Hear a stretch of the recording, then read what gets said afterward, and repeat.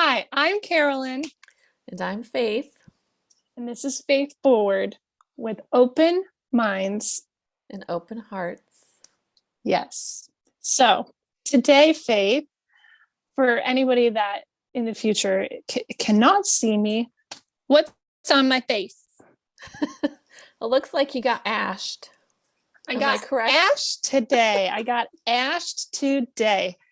So today is Ash Wednesday, and I have never experienced Ash Wednesday before. I did get like a sentence or two long intro on what it kind of is. So that was kind of cool. But I'm going to have you lead us today because you seem to know more about this than I do. A little bit. A little bit more because like you, I mean, my background is from the evangelical tradition and we didn't never celebrated it. So, yeah, but No, I can we tell you a little didn't. bit because I was informed by some very lovely Episcopalians over the past couple of years. So, I've learned a lot and I can share. Do you know how many other Christian religions do this? Because I know it's kind of Mhm. Catholic based, It is. It's right? Catholic. It's Catholic based, correct. And so you'll have uh there's actually several that do that I know of. Okay, so you went to a United Church of Christ. That's Protestant. So those are some Yes. Protestants that do that. The That's Protestant? mhm, mhm. I Um, didn't know. yeah, the Episcopalians do. They're kind of the middle way between Catholics and Protestants. We can kind of talk a little bit about that because that's a kind of a helpful reference to know the difference between Catholicism and Protestantism and where that came from, that rift. Let's see, who else does it? I'm sure that there are others that I don't know about. So, Catholic people, Episcopal people, United Church of Christ, Well, we're maybe also Methodists. Methodists. We're Yeah, technically both, right. which I was gonna say maybe Methodists as well. So, could yeah, I mean, yeah. technically, yeah, because we're like split down the middle. I mean, I don't know. I've seen some of the documents that say who's what or how many people are what. And so we do have a good Methodist group in there. So I Mm-hmm. don't know if they show up or just opt out or I don't know. It's all news to me. Yeah. Yeah, yeah. So it has to be pretty similar, I would imagine. So Ash Wednesday it marks the start of the season of Lent. Now, in the evangelical tradition, we didn't really follow the liturgical calendar, which gives you several seasons of the church year. There include things like Lent, Advent, Epiphany, Pentecost. Um, there are these different seasons you'll go through. And that's based within the Catholic tradition. So when you had kind of that split off of Protestantism, a lot of that kind of went to the wayside because they kind of disavowed the authority of the Pope. And so a lot of the traditions that were held by the Catholic faith kind of other things became more important than that. So you celebrate Easter, you celebrate Christmas, the biggies, like the big holidays, right? But these other lesser things and the keeping of the church calendar, it's not as important to Protestants. And evangelicalism is within the Protestant tradition. Does that Wait, kind of make sense? I'm like, Is it confusing? yeah, yeah, Yes. because I didn't know. That's my dog. Olivia, go. No. Um, I saw her tail coming. I was like, uh-oh. So I know that evangelicals are considered Pentecostal, right? No. Yes? I don't know. I I thought I it was wouldn't kind have of, I wouldn't have thought so. I thought that Pentecostals were different than evangelicals, but they're both within the Protestant stream of Christianity. But I could be wrong. I mean, it's very, there's too many words. Like there's too many, yes. like I thought Pentecostals, like, when I see things online talking about it, it's like the ones that are like slain in the spirit. And I know we definitely Hmm. did that. And the laying of hands and all that. And it's like, like the The Right. theatrical. I thought that was Pentecostal, but Yes, yes, I that is don't Pentecostal. know. Yes. So the more, Okay. yes, so the more they're very enthusiastic, very more outward Yeah. showing of the emotional side of spirituality, I would say. Yeah, Okay. Pentecostals. But I think Okay. I don't know where that line is. I think there's a lot of things that kind of overlap and stuff in these categories we're talking about. But if you were to go look at, let's say, a survey of religious trends in the United States, you would see some main categories. You'd see Catholicism, you would see Protestantism, Protestant mainline traditions, and you'd say evangelical Protestantism. Okay, so those are some of the biggies in the Christian tradition. Okay. Okay. So mainline Christianity, those are things like the Methodists, the Congregationalists, the Baptists, yeah, and many more, maybe Lutherans. Anyhow. So, okay, so going back to, we're talking about Ash Wednesday and how it's the start of the Hmm. season of Lent. Those ashes that they put on your forehead were taken from the burning of the palm branches that were blessed in the previous year's Palm Sunday celebration. So I think it's kind of cool how it all ties together and you have a sequence of rememberings throughout the year that everybody's on the same page with. It's kind of neat. So I was also told that the idea behind it is that it's honoring the cyclical ways of life, the way things hmm. come back around, and the good that can come out of the ash as well. Yeah, yeah, the cyclical nature of things. Yeah. And I would guess that that's probably, see, the Catholic Church, when all of these things were established back in like 365 AD at the Council of Nicaea, they decided on all these things and like put into cement the a lot of things for the Christian tradition. And I think at that time they were up against, I think they were trying to incorporate Christianity into a mostly pagan society, or a largely pagan society. And they also had, celebrated yearly things like the winter solstice, the summer solstice, things that were nature based, right? The cyclical nature of The church did. nature. No, the pagan, Oh, I was going to say, I do know like the story that the Catholic Church tried to piggyback on those holidays so that they yes, could, you yes, know, yes. be on So, top. yeah, exactly. So they tried to kind of overtake some of those holiday traditions and those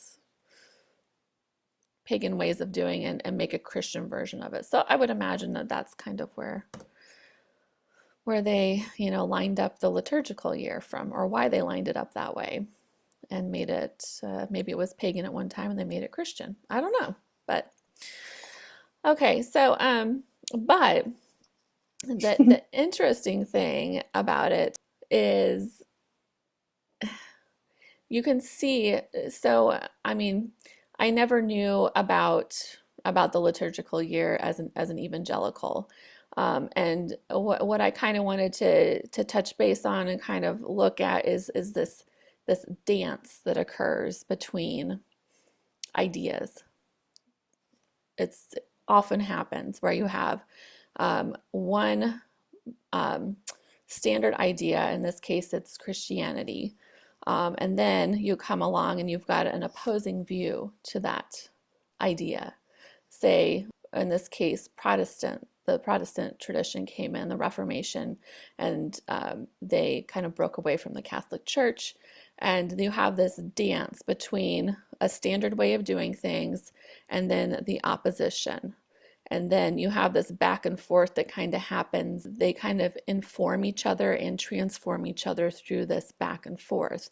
One kind of pushes against and the other one pushes back again. Anyhow, this is where we see the Protestant tradition. It kind of pushed aside the liturgical year among many other things and focused more on um, the individual's relationship with Christ, individual authority with the divine, as opposed to looking to the authority of the Pope for guidance. Question. Yeah, please. Well, no, I'm listening. I'm just listening because it's it's it's hard for me. I know you know a lot more about this, and even if you know just a little bit, it's still more than I know. I don't know about lit, lit, The lit the year, the the year that liturgical I year, yeah that yeah. I can't pronounce. I don't know about that. I mean, we just so when I say we, I mean the UCC church that I'm in now. We just celebrated Epiphany, which is another thing that I didn't know what that was. But it was another thing where, it's funny to think that these different branches of Christianity do different traditions. I Mm-hmm. mean, obviously they have to be different for some reason. There's like what 40,000 different types or something of Christianity. So Epiphany was cool because I really liked that. Again, we're going to pick a word for the year, pray on it, and then let it happen. And my word, because I didn't trust myself yet, because I've always been told for so many years that, just because you think a thought is from God doesn't mean it is. So I'm still learning to get rid of that Mm-hmm. idea. But I had the youth minister pick a word for me, and she chose regenerate. Mm-hmm. So I liked that because it is the intention for the full year, and that's on the new year, right? Or is it wait, Epiphany is Epiphany is, yeah, it's around the turn of the year. Mm-hmm. well, it's January 6th, isn't it? Because it's the I 12 think days of so. Christmas. See, Yeah. I always thought the 12 days of Christmas was the 12 days leading up to Jesus's birth, not the days after. So that Yeah. was news to me. We never Mm-hmm. really talked about that. And Yeah. now for Ash Wednesday, so at the old church, we did talk about Lent. It was really like we didn't really put a lot of emphasis on it. We really just were like, oh, Lent's coming, like you can give something up in the honor of God or whatever. Mm-hmm. But we never talked about Ash Wednesday. And again, that's another thing that I think I like setting these intentions. Like this is an intention for what was and what's to come, Mm-hmm. and the Epiphany tradition is like setting intention going forward. It's about all of it. It's about all encompassing. It's not just not to say you shouldn't be in the present, because obviously our goal is always to get back to the present, but I feel like it keeps a larger worldview by Mm-hmm. doing these things. One thing I think is funny that you're saying about the different traditions is that when I was at the old church, they were like, we don't have rules, like all those other places have these rules and these Mm-hmm. they looked at traditions like I don't want to say like a punishment, but I don't know how to put it. Like they looked at like those we don't have to do those anymore. Like Yeah. Jesus sacrificed himself so that we don't have to, you know, sacrifice this thing or do that thing or eat fish on Mm-hmm. Friday or not eat fish on Friday or whatever it is. And they made such a big deal about how free they were and how they don't Mm-hmm. have all these rules.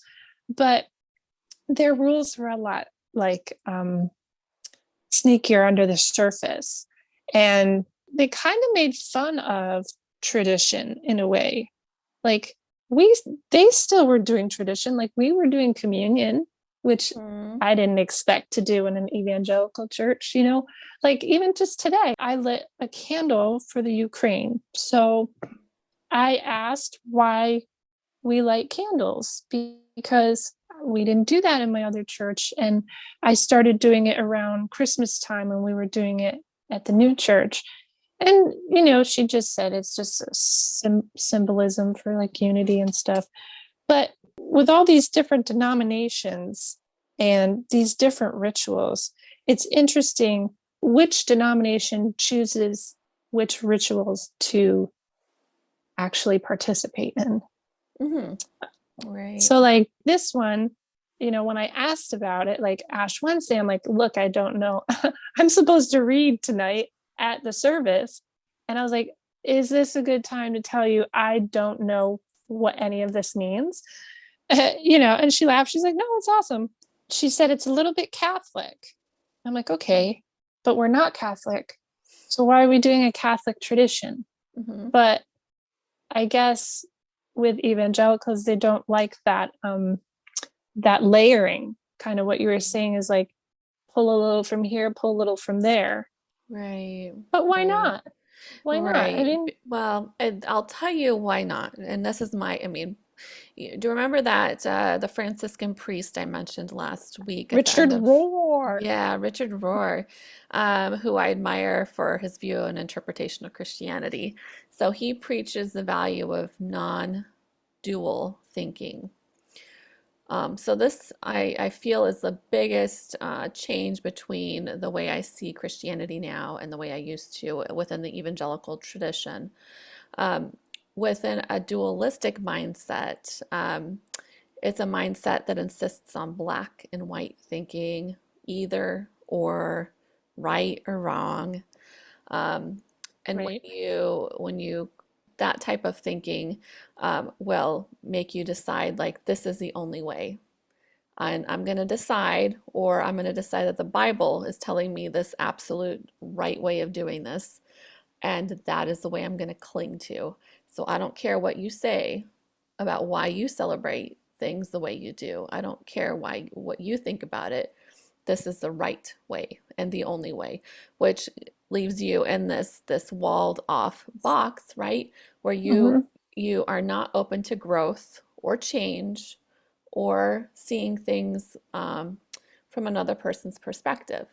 So with a non-dual mindset, you have a well-defined belief, and that's always necessary. You have to know what you believe and why you choose to believe things, but you have it with a flexibility and that's there, a flexibility that's willing to see the other person's perspective and then consider changing your view, giving validity to the other view just as much as yours, and seeing how that you might want that to inform where you go going forward.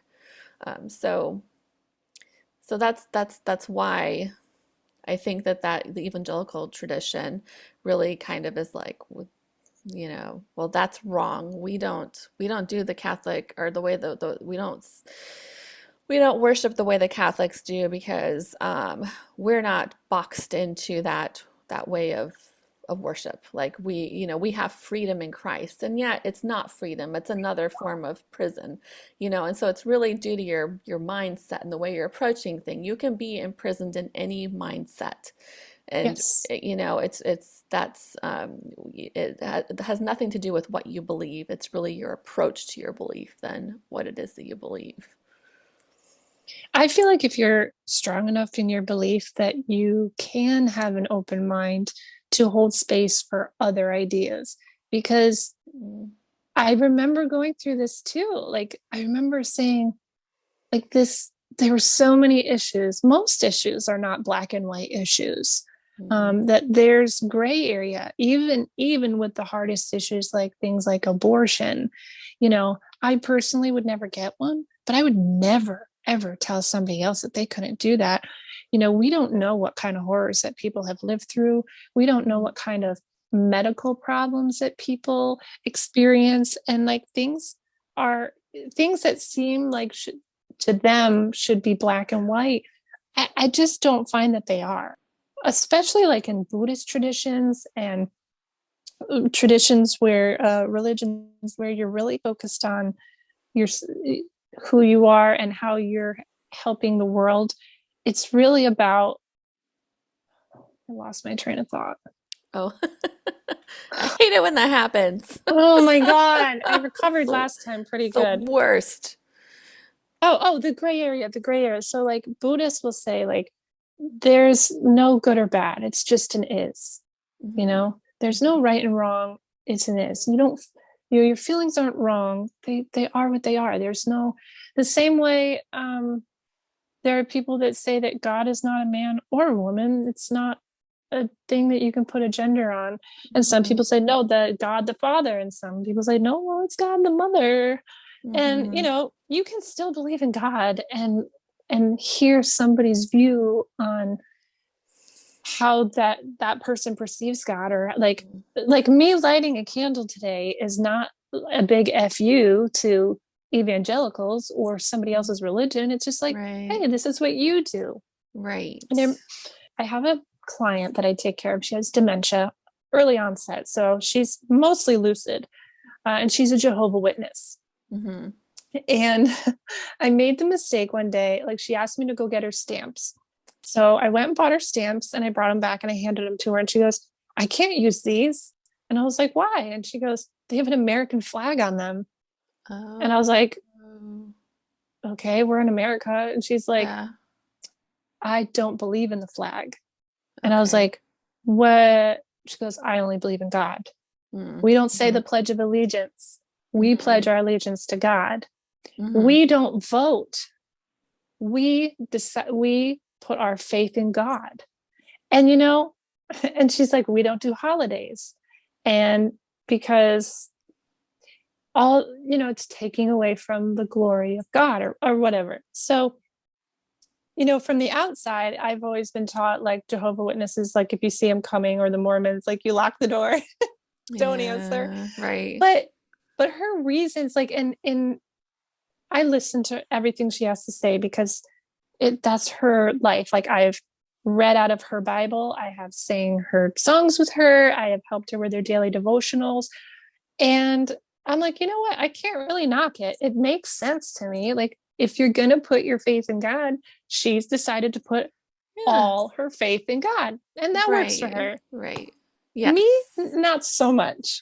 Yeah. You see, so I think the issue arises when if you would go in there with a judgmental spirit and be like, oh, this woman is so deceived. She needs Yeah. saving. She's evil. I mean, making all these judgments about her, right? And then think about what that leads to in actions. It leads to kind of a hostility or an action out of pity towards her. And none of those things are loving. So that doesn't lead No. to love. So what is the purpose of being so judgmental? And it just doesn't Well, serve the purpose of trying to live a loving life, right? I mean, I remember telling my old pastor about her. I was talking about my client, and she goes, "Oh, she's in a cult." And I was like, how do you oh, figure? How do you hmm, figure? And she goes, well, they don't just get to go to heaven. They have to do specific amounts of work. They have to, do certain things to get in, right? you're She talking goes, about being Jehovah's Witness as a right. cult. Okay. Hmm. Yeah, well, that's how, yeah, our pastor said That's it. how she views it. Oh, yeah, they Yeah. viewed it. Yep. I said, so she goes, but we are free. I Mm, remember her saying those words, like, we're free. They're not hmm. free. We are. And I remember thinking, like, okay. And again, this is the same place that's like, we don't have any rules and this and that and this. We don't have any rules. We don't have to, we're not tied to traditions, and Hmm. we are free. And that's a big one. We're free. We're free. But you know what? Like, I wasn't free, so I realized Right. there were rules, but they were different rules, They're and they were different just for rules. certain people. Yeah, you Right. guys still have rules. Well, here's the thing is that we all are in a box of some kind, right? We all have these beliefs, whether we want to admit it or not. And it's acknowledging that that's the fact and trying to move out of that so we're not imposing what we believe and what we see on others. And we're not blinding ourselves to the truth of the fact that we are in a box. And that, um, so yes, I mean, and it also would be, on another note, it might be interesting to consider what is a cult anyhow. And I think a lot of those requirements for that you would have to meet to say, yes, this is a cult. I think if you're looking on a spectrum, a lot of religion falls in that. It's just a spectrum. It's like when it's full control, like that spectrum of control is really high, then maybe at Mhm. some point it flips over into a cult. But all of those same elements you would tick off for a cult are still there in a very low amount Yeah. in a lot of religious communities that focus that community, a tight-knit community, the authority figures, the holding to a certain set of beliefs, a certain kind of speak that you have. I mean, different Mhm. traditions have different vocabulary that you use, that you know that you're part of that group if you use that vocabulary. I mean, you know what Yes, I'm talking about. I do. Evangelicalism has this very specific vocabulary they use, that other Yeah. evangelicals know what you're talking about. But if you really ask an evangelical, what do they mean by that? They probably don't really know what they mean by it. I don't know. Yeah. Um, anyhow. Well, when it's funny you say that because when I left them and I went to the new place, a lot of the terminology was different and I wasn't sure. I talk about tithing. We don't use the word tithing. We use stewardship, I Oh, think. okay. Okay. Um, Hmm. and what was it? So I had a meeting with a couple people and I was like, just so you know, like I come from an evangelical background, so the terminology I might use might not make sense to you guys. So just Hmm. stop me if. But they also had come from conservative backgrounds too, so they were like, "Oh, we know what you mean." Now, when I'm talking to different people, I have to preface it because I wasn't aware that we had different words. I just thought they were churchy words, like when you're serving in the military. I keep saying military almost. Because is that like a Freudian slip or what?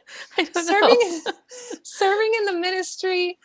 Like when I would say, "Oh, I serve," my friends who weren't in church were like, "What does that mean?" I'm like, "Oh, it just means that I um, volunteer my time for my church. Like I serve in the nursery." I still am learning new words. Well, that would be a real fun thing to do, would to be like to like maybe in our Facebook group to like ask people what their best evangelical um, words, vocabulary words are like, let's see, think of some of them like Bible believing, and what does that mean to Bible evangelical, based. Bible based, or Bible based. a believer, because she's a believer or he's a believer. What does that actually mean when you're talking to, or there's like certain, I can't think of any real good ones off the top of my I head right now, know but there's a whole bunch, right? And you could there have. are, and they come up. I remember like my first meeting with the pastor. First, I told her I had two intro meetings. The first one, I was like, "Here's the absolute Armageddon dilemma that I'm going through leaving this church." And then the second meeting was like, "Now I need to know what you believe." So I'm going down the line. I had a whole list. I had a whole list of like what I want. Do you lay hands? That's a Uh-huh. term. Uh-huh. And she was like, "No, well, not really, not in the sense that you guys do, right?" I Yeah. was like, are you slain? Do you guys get slain in the spirit? Hmm. And she's like, "No, we don't do that." And I was like, do you consider yourself saved? Like, and she's like, "Well, I think getting saved is like a continual thing," which now I super appreciate that because I believe that for like strongly. I believe that. Even just Yeah. the other day, I said, I've decided I'd like to get rebaptized. Mm. Right. So like, Hmm. which you could do at the other place. Yeah. It's not like that here, apparently. So again, more things Hmm. are happening where I'm like, oh, I go, you know what? I want to get rebaptized. My intentions last time were like, I want God to fix my problems. I want things to just get better. And that, even though everyone's like, "Carolyn, don't go into it with that mindset," I did anyway, because that's where I was. But Mm. now I understand the gravity of that decision. And I was like, "Can you give me a redo?" And she's like, "We don't really do a redo, but we can I forgot what she said, something like reclaim we can Uh, reclaim your baptism." So I was like, "All right, I'll take it," uh-huh. like, but it's just even those things, like, to me, when I got saved, I can Hmm. tell you I was saved August 12th 2018.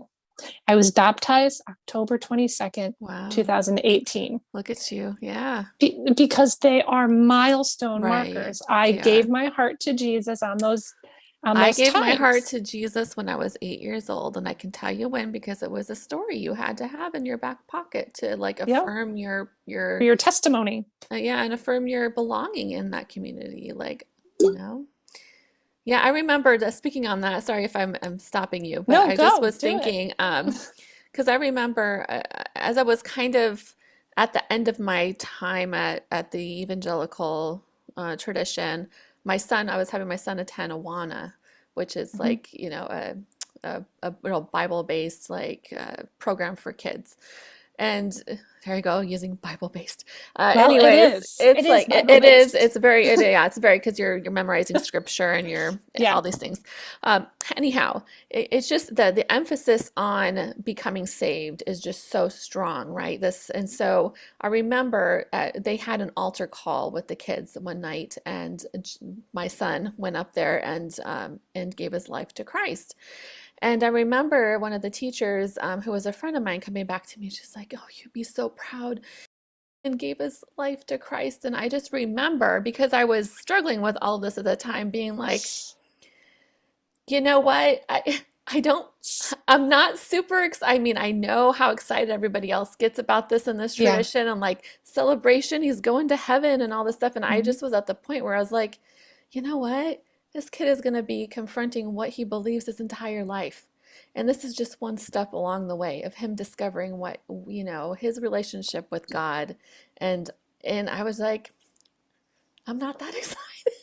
Did you And tell them? Did you say that to them? of course not. Okay. I was going to say that's, I am not a confrontational person. So, I didn't think so. yeah, I wish I How was a little old bit was more. he? He was, let me think, maybe six or seven. Okay. Yeah. It's funny about that. The reason I ask his age is because there was a lot of stuff on the surface that I thought, wow, this is not like other born again churches when I got there. Number one, there's no baby baptisms, there's baby dedications Uh-huh. because they're not old enough to make that decision. And I thought, oh, that's Mhm. responsible. Okay. They Uh, couldn't be indoctrinating if they're having right. them make their own decisions. And so our tradition or our whatever was that between 7 or 8, they were allowed to make their decisions. Seven, rarely, but usually 8. And the pastor would decide if that child really knew what he or she Mm-hmm. were signing up for, and then we would do the full dunk in the Mm-hmm. tub on the altar, Yep. which I thought, again, I felt, oh, how responsible. They're waiting for these Well, kids to kind yeah. of want to do it themselves. Sure, and I can get that. I mean, that makes sense. Sure, and there's definitely some logic to that for sure. But also, they're still babies. Like, Yeah. they're still babies. You know, I, I know that it's when they're that young, I feel like they have the chance to like learn like the moral stuff, and they'll figure out the rest of it, whether they like it or not, as they get older, what sits well and what doesn't. Yeah. That's what was my thought while I was in it. Yeah, You know what I mean? yeah. Well, and here's the thing that I keep going back to. Like, it doesn't really matter to me at this point, what tradition I go into. It what I think I could be a happy Episcopalian. I think I could be happy, several different branches of the Protestant tradition. I'd be perfectly happy in. What matters to me most of all now, because there's always these things like when do people get baptized? When do you consider someone saved? Do you consider someone saved? There's a whole host of issues. Um, and I really could go along a whole spectrum of things. The only thing that matters to me is do I have room to be able to explore what I believe and to express that and still be accepted among you? And Right. that to me is like that's it for me. Like That should be it. and Yeah. it feels like I feel like the whatever tradition I go with, whatever that is, that's like the container and the holding space that's like holding me in place. And that's needed. whatever that might be, as long as it's fair and it's, loving and it's, obviously you need to have those things, but that holds you there. And then the spirit, it has to be, there has to be freedom in that for the individual to be able to be as they are, and to challenge the current system that's there too, because there could be some things that need to change over time. I mean, as we discover as we move through time. I mean, we're not the same as we were 2,000 years ago when Jesus came, Yeah. it's different. We're not the same 10 years ago, No, 20 I years know. ago, 100 years ago. Right. So there's this, in overall, I kind of look for these overarching themes that connect everything. That seems to be something that I like to do. What ties them all together. And what I see a lot of, like I saw it in the when the Supreme Court justice nominations for Amy Coney Barrett were taking place. And there was this really this her approach was more an originalist approach to the Constitution, meaning they want to go back to the original intent of the Constitution. What did our original founders intend? Whereas someone on the other side, which is like the living constitutionalist approach, would be this is a living document that changes and grows over time. Those are two different approaches to view something, an interpretation of a document, right? And so, I mean, that's the same thing that we're dealing with Christianity, since I think about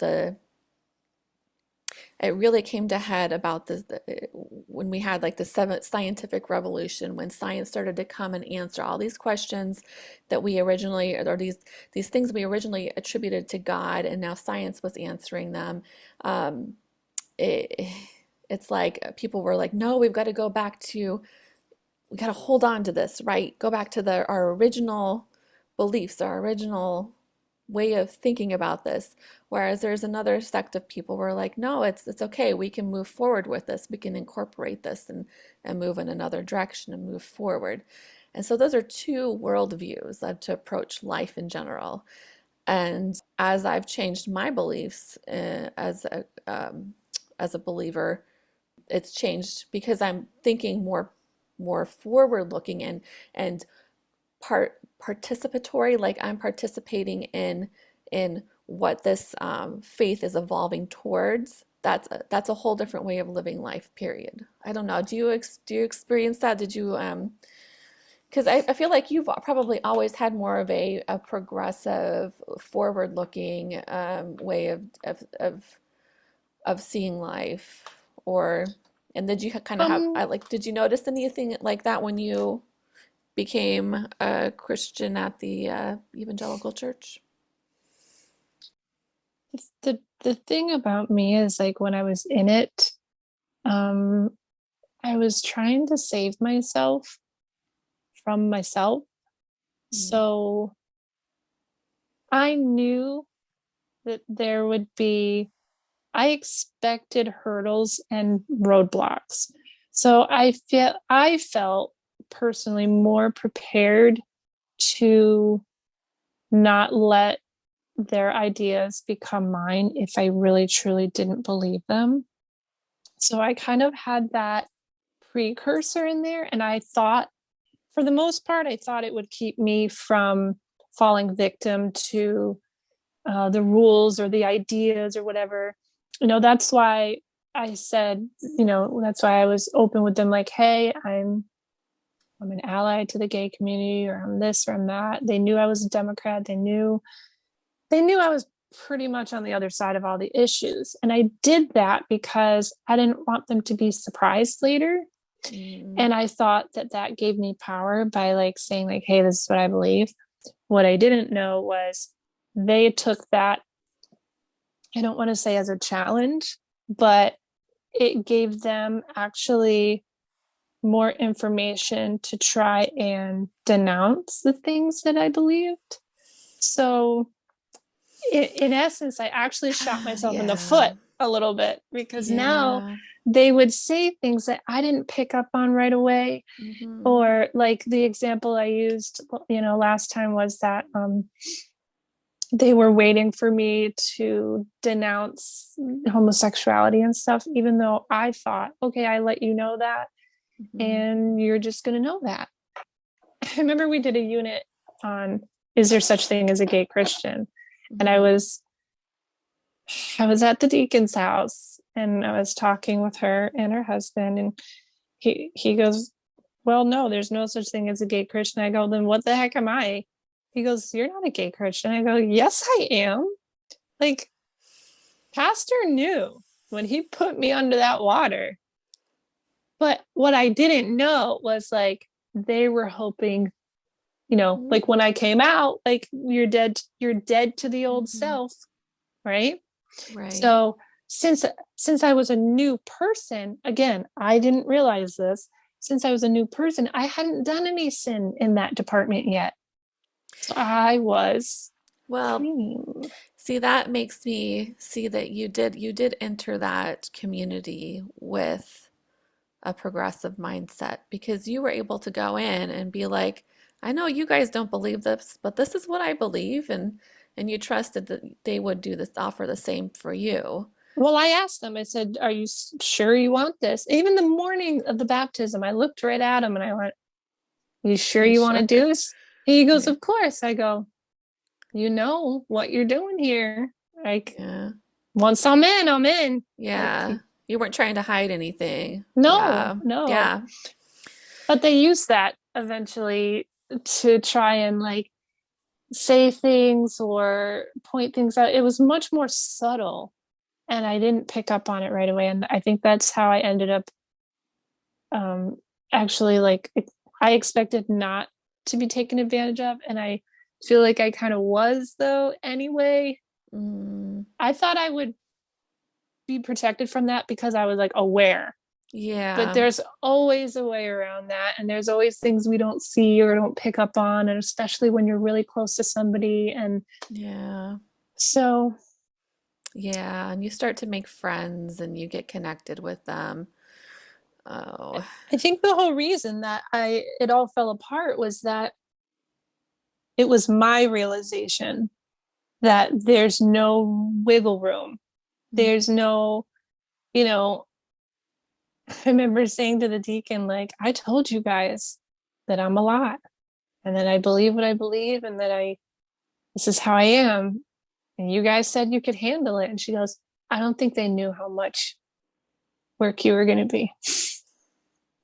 And I was like, I don't know how. I don't know how they didn't see that. I came in like, I mean, I didn't come Yeah. in there guns blazing. I was quiet in the beginning. I sat to myself because I was just so depressed and angry at life. But, you know, I was, like I said, not quiet about things. So, Yeah. you know, Well, I think that the thing that I'm realizing that I dislike the most about this tradition that I really want to get away from is just that tight, closed-minded, unaccepting attitude. And because what I've seen is it cuts off connection with others, which is essentially the definition of love, is when you have this connection with other people. It's not exactly it's not where I want to be. I So, don't blame you. yeah. Like when I go and I visit my client and she prays to Jehovah or whatever. If we're Hmm. sitting down to eat and I have food, if she forgets to pray, I'll be like, hey, pray before you eat. I don't really pray before I eat, but I know that she does. And she'll go, Yeah. oh, thank you. And then she'll go, do you want me to say it out loud? I'm like, yeah, you can. So she'll pray over. And when I'm talking to her, I use her language too. Like I'm like, oh, she'll always say, give me strength. And I'll go, oh, Jehovah, give me strength too. Like Yeah. send me some of that. Yeah. And I we can love bond on that. that. I love that because I was talking with somebody at church who was, what do they call it? I'm losing the language for it, but it's like the person, people who go in interfaith, people who go into the hospitals and minister to people who are sick.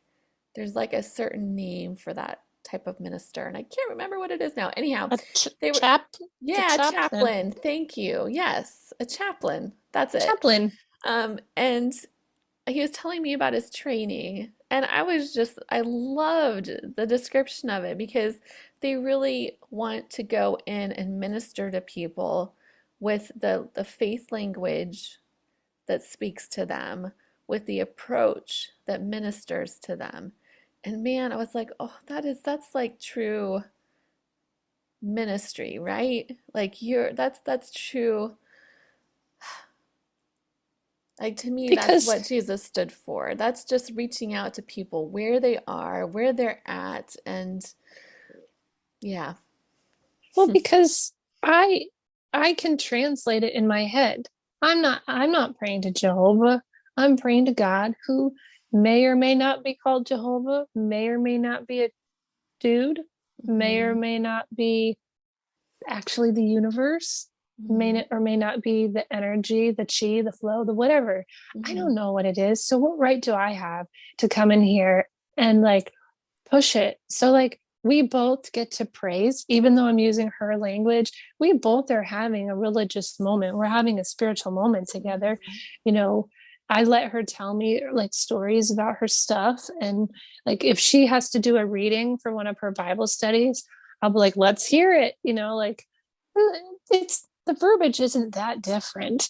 There's Wow, some yeah. stuff that's kind of different. I'm like, this is pretty much the same. Hmm. And I know one of the things that they preached about at the old church was that like it's not the same. Like they were denouncing those coexist stickers. Like it's not all the same. It's not everybody. The thing is, and Hmm. now sometimes it even makes me weird, like uncomfortable to say it, but I really think it is all the same. Like Yeah. it's just you have a different name for it. That's all. Hmm. We are all connecting to something that we feel in our hearts and we feel around us, and we put our belief in it, and it's going to lead us all where we're going to go. Yeah. Maybe that's heaven, maybe that's nirvana. Who knows? Well, and maybe maybe my current idea of God isn't really that the thing is what I think about God is that we can't possibly know what God really truly Right. means, what God truly truly is. I think that is unknowable. It's a great mystery. That's why God goes by so many different names and can be referred to by so many different ways. So I think that a lot of times our own ideas of God need to get dismantled. And Yeah. there's a lot of value in that. And that comes from encountering other people's ideas about God. So if I encounter a Buddhist who tells me this is their idea of the divine, and I think, oh, that's different than the way that I've always encountered that. And then all of a sudden, that kind of deconstruction type.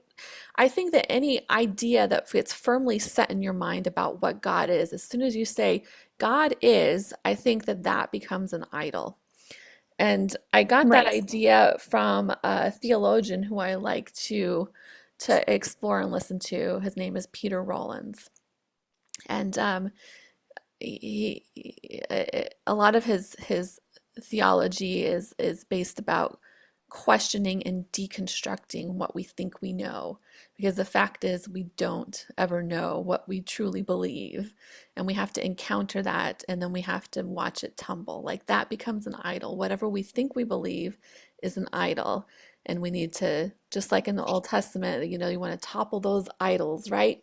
We want to topple our idols that we've created from the ideas of who we think God is, because that is not the true God if you think you know it. Does that make sense? I don't know.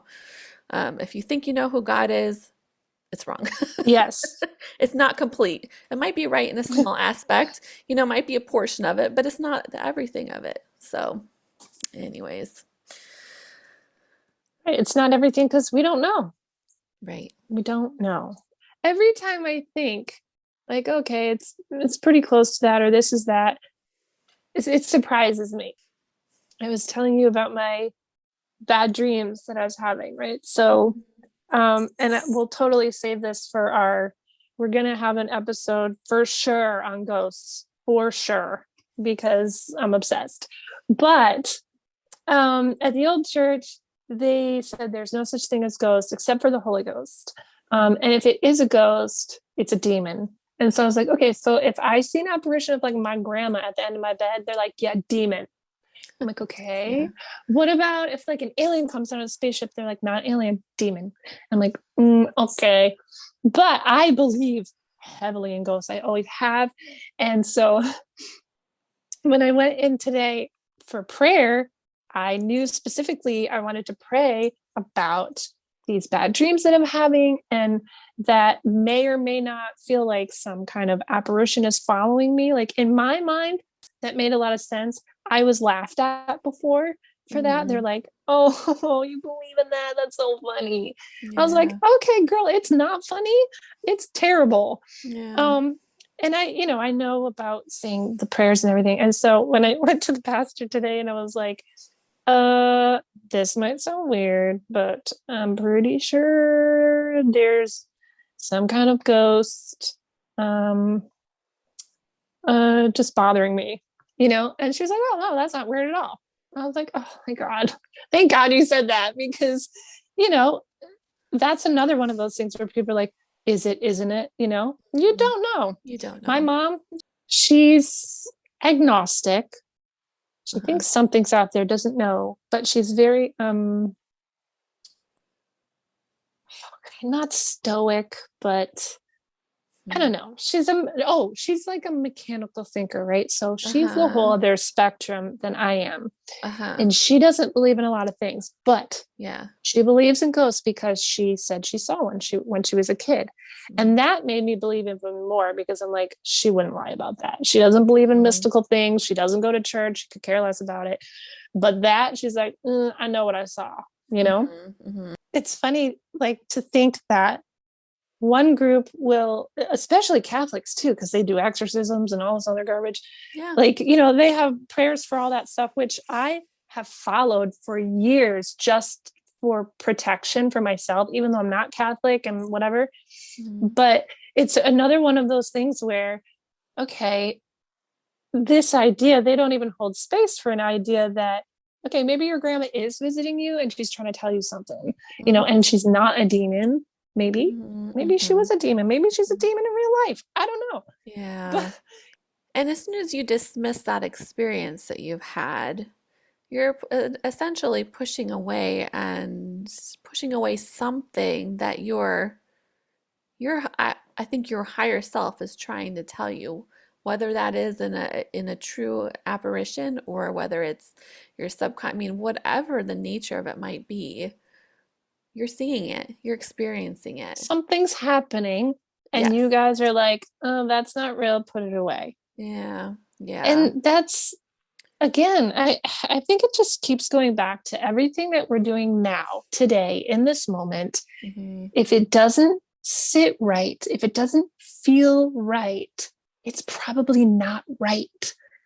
The pastor used to say and condemn, like, oh, when people are like, your true self, like, be true to yourself. They didn't like that phrase, you Hmm. know, because again, it was relying on your emotions.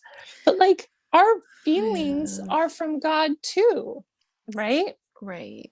Hmm. So if something's not going to resonate, God's not going to just show up and be like, hey, stop doing that. Like, Yeah. he'll, he or she, whatever, will communicate through all of our senses, I Hmm. think. I don't know. I don't So know.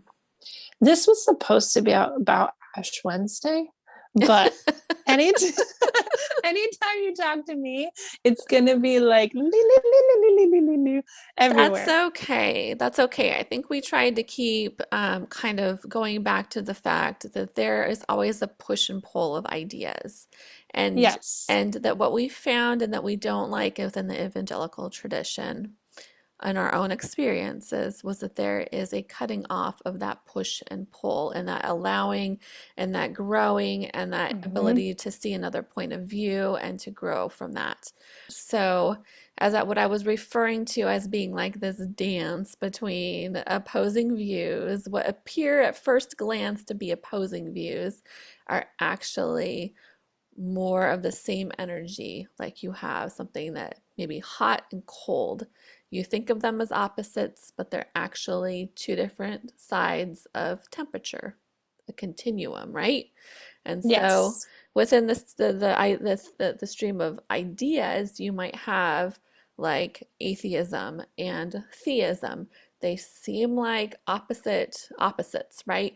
But they're actually just on either end of a continuum of ideas about the nature of God.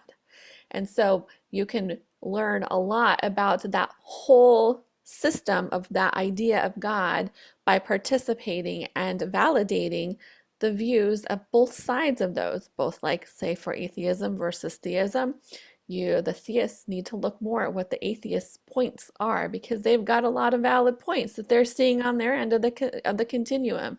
And you've Yeah. got the theist over here. The atheists would do well to look at them and be like, take it and just that because they've got a lot to contribute about the ideas on that whole continuum of the idea of whether, anyhow, that's the you gotta be able to take in everything and be Yeah. open to things. So Yeah. I think when people put limits on what you're allowed to think, it seems obvious that that should be like a no-no. mhm. But yeah. So here's my question to you. Have you in the past, or do you currently observe Lent? Hmm. No, I mean, I No. no. I mean, I was at the Episcopal Church for 2 years, and I was in charge of the Christian formation. So I had to know what it was, and I taught about it to the kids. And I guess I moved into the ideas of it within a Bible study format with women. Um, so I guess I celebrated in some respects, I guess, for a couple years. And I did attend one Ash Wednesday service, but only one out of those 2 years I was there. Um, the thing is, So I'm just not a big this is I'm just not a big joiner into things like that. I you're don't a little know. wallflower. I guess so. I don't know. Well, with Lent, it's not really about like a group of people. It's really about, isn't, okay, so 40 days and 40 nights, we all know that gig.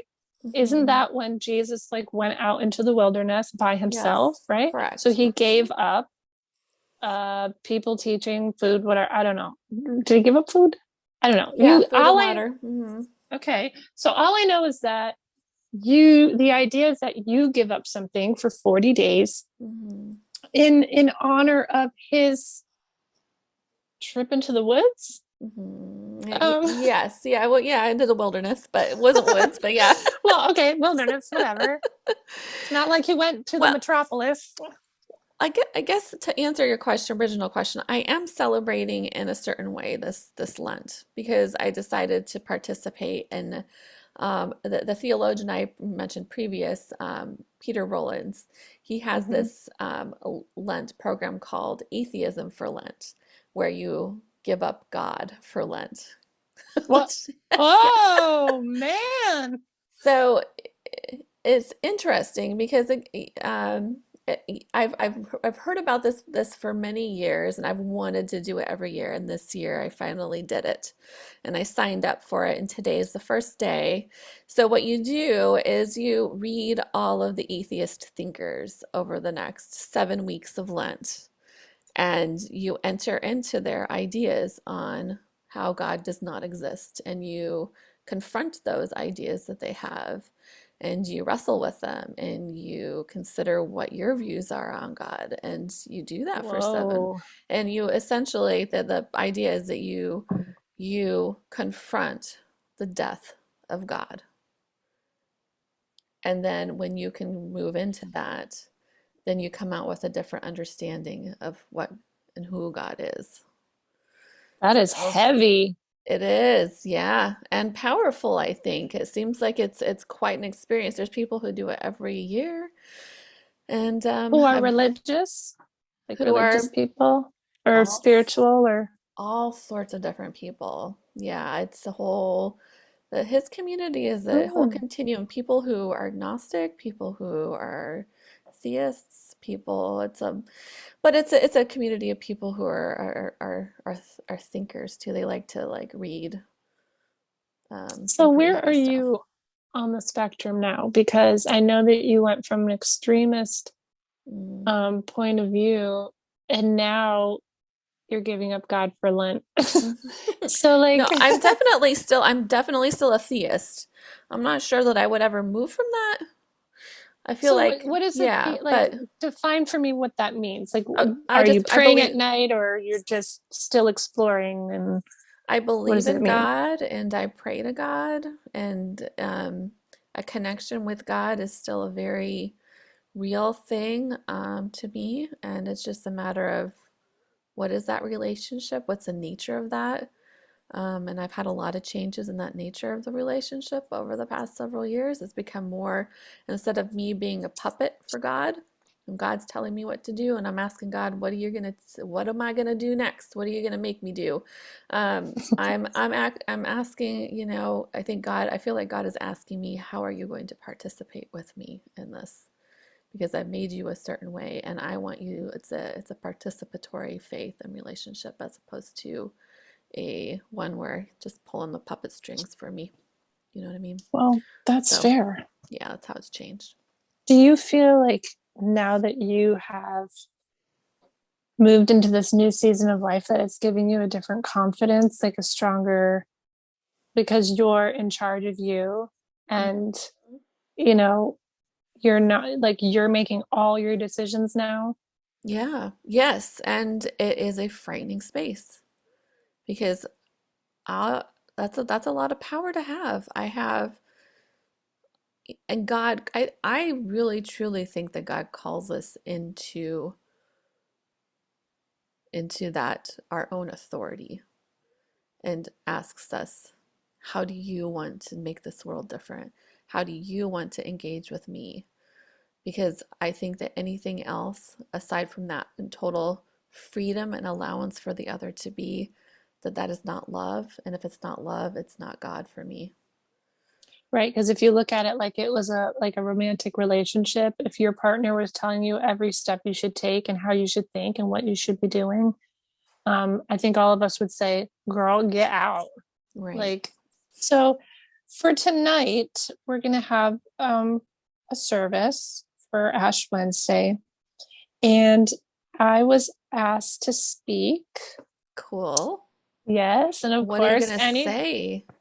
I'm going to be like, God is so freaking cool. No, just kidding. I'm not. I'm going to, I'm going to get up there and I'm going to do a reading response of Psalm 51. So I have my buddy Ron is going to do half and I'm going to do half. We're going to tag team. But I want to read this to you because, and this has almost pretty much never happened before. So when I got this reading the other night, it came through my email, and I was reading my parts. I actually started crying, which, like, I've never read scripture and been like, oh, like moved to tears, because Mhm. I have always had that reserve where, I'm not sure. I never let it in all the way because you never knew. I wasn't ever sure if it was really for me because, you have people telling you that, you know, when people tell you you can't go to their church anymore, you're like, Yeah. okay, well, the Bible's probably not for me either. But Right. this felt like so perfect for where I'm at right now. So I'll read Yeah. both parts. I'll read the whole thing because even though, Yeah. whatever. Great. Psalm 51. This is an altered version, I guess. So it's not exact. Have mercy on me, O gracious one, according to your steadfast love, according to your abundant kindness. Forgive me where my thoughts and deeds have hurt others. Lead me in the paths of justice. Guide me on the paths of peace. Teach me that I may know my weakness, the shortcomings that bind me, the unloving ways that separate me, that keep me from recognizing your life in me. For I keep company with fear and dwell in the house of ignorance. Yet I was brought forth in love, and love is my birthright. Mm. You have placed your truth in the inner being. Therefore, teach me the wisdom of the heart. Forgive all that binds me in fear, that I might radiate love. Cleanse me, that your light might shine in me. Fill me with gladness. Help me to transform weakness into strength. Look not on my past mistakes, but on the aspirations of my heart. Create in me a clean heart, O gracious one, and put a new and right spirit within me. Enfold me in the arms of love, and fill me with your Holy Spirit. Restore in me the joy of your saving grace, and encourage me with a new spirit. Then I will teach others your ways, and prisoners of fear will return to you. Deliver me from the addictions of society, O healer of souls. Keep me from temptation, that I may tell of your justice and mercy. O gracious one, open my lips, and my mouth shall sing forth your praise. For you do not want sacrifice. You do not want sacrifice. You delight in our friendship with you. A sacrifice most appropriate is a humble spirit, a repentant and contrite heart. O merciful one, receive our gratitude and love. Let the nations turn from war and encourage one another as good neighbors, blessed and compassionate friend. Melt our hearts of stone, break through the fears that lead us into darkness, and guide our steps towards the way of peace. Mic Yeah, drop. that's beautiful. I love that translation too. That's awesome. I think what hit me the absolute hardest was, you do not want sacrifice. You Mm, delight in our friendship with you. A sacrifice most appropriate is a humble heart. That should be mm. the only rule. And I was like, oh God. I read that and I was like, oh my God, I'm so bad. But like, it's such a, it just felt so clean and, you know, saying, refresh my spirit, open my eyes. This whole idea of dying to the old self is like, let's get rid of all that bad stuff that happened. But making someone clean and rejoicing in love and friendship with your higher power um feels right. Yeah, right. you Hmm. know i Hmm. look at I look at what's happening overseas and how many people have something to say about what the president's doing or not doing, and focus on the people. Why aren't you focusing on the people? There's people dying, there's people suffering, there's people suffering next door to you. Stop focusing on what you're calling them and what words they use, and just give a shit. I know. Please. Yeah, you know right. so Uh, for Lent, I've never given anything up for Lent. I know people use it as a way to give up chocolate, or I always mhm. thought, I can't. I know myself, I won't do it. One thing we used to do a lot, or when we really really wanted our prayers to be heard, was fasting. Mhm. I 100% never participated in that, because literally every 2 hours I'm dying of starvation. So I can't do it. Uh, and they would say, well, give up something that you like, or skip one meal, or this sacrifice. Why? Because it means more? Because maybe I'll start hallucinating because I need some sugar in my system? Like, what is it? Mhm. Why are we giving it up? Why are we?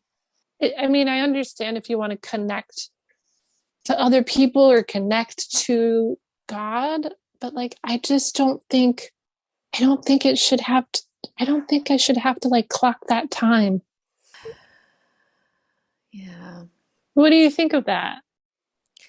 It makes me think of a Mary Oliver poem. I wonder if I can find it really quick. Go, go, go. Have you ever heard of Mary Oliver before? No. Um, I think it's Wild Geese. Let's see if I'm right.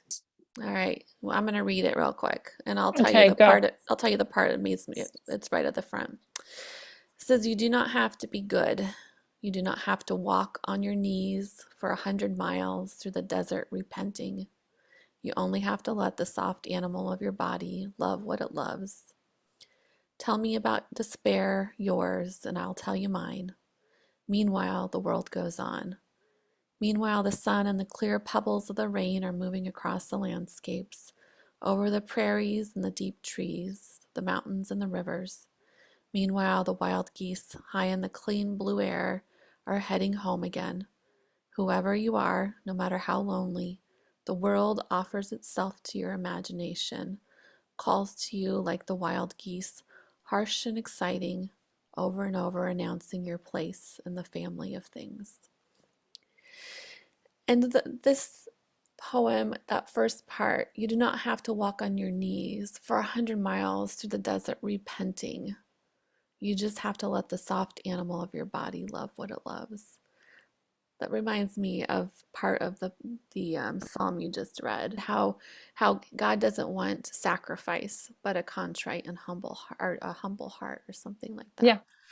Yeah. So I mean, all this focus on repenting and has to be in the right spirit, anyhow. Yeah. I like the idea of Ash Wednesday, which again is setting intentions and taking a little from the past and putting it forth in the future. But for Lent, it's not something I'm going to probably, I can't say ever do, but it's not something I'm going to do right now because if I'm bold enough to say I don't owe God anything. Hmm. I don't think God owes me anything. I remember saying to the deacon when we were arguing, I just said, I deserve to be happy. And she said, no one deserves to be happy. Because you're evil and you're bad, right? I mean, She that was goes, we don't deserve God's love, but we get it. Mhm. Like, and so we should be forever thankful and grateful. Can you I imagine don't if your parent was like that, like, oh, you don't deserve any of my love, you don't deserve any of this, you're a bad child, but I'm gonna be so gracious and give you dinner anyways. I mean, it's just a horrible Yeah. approach. Oh, goodness. Anyways. No, I know. So no, do I want to go give stuff up? No, I want to lean in and I want to learn more and no more giving up. No Mhm. more giving up parts of myself unless they're bad. They're Yeah. actually bad. They're Yeah. bad for me. They're bad for my heart, you Right. know? Right. And discerning what those are is something Right. that you in your own authority can discern, because God has given you a heart that can tell, and you can trust that. Amen. Yeah. Amen. Just one more thing. I just think it's funny. The other day I was washing the dishes for my client and she starts saying, Amen, Amen, Uh-huh. Amen, Amen. Right? She goes, oh, that movie. And she goes, it was with Sidney Portnier or something. I go, what movie? So we look it up and it's called Lilies of the Field. And she goes, oh, it's about these nuns who tricked this guy into building them a chapel. And we watched it. It was black and white. And it just makes me laugh because it was a great movie. It was funny. We laughed. We watched it. And I catch her watching Christmas movies too. And I think, you know, I think we all have that little quiet rebel in us who's like, I can watch what I want. I can do what I want. Like, Yeah, and at the end of the day, no one's going to strike me dead, I know, right? you know? Yeah. So More to say on all this, and this and so much more. we shall continue on another another We shall episode. we shall overcome. So yeah, Uh, I think it's been really cool that people are listening and receptive. So our next plan of attack is to try and get this on an actual podcast server so people can listen if, if they don't want to deal with the YouTube thing. And just to set it up for next time, we're hoping to talk about our mystical experiences. I'd really like to get my friend Evan on. He knows a lot about this stuff, and I think he'll blow your mind a little bit. That'd be fun. So I had a Reiki session, and I've had a tarot session recently, and you had a tarot session recently, which that blew my mind that you were like, it blew my mind that I did it. I know, like that's so cool. So I'm super excited to hear about that. And so we'll share our experiences, and then we'll have Evan break it down because he'll be our resident expert on that stuff because he knows all about crystals and cards. Good. Bring it Yeah. on. So that's what we'll be doing next time. So we're going to try and do this bi-weekly, and we'll go from there. But I'm so glad that everybody's listening, and I'm so glad that we're sharing, and it's just been so exciting. So we'll see everyone on the next one. Sounds good. Thank you. Bye. Bye.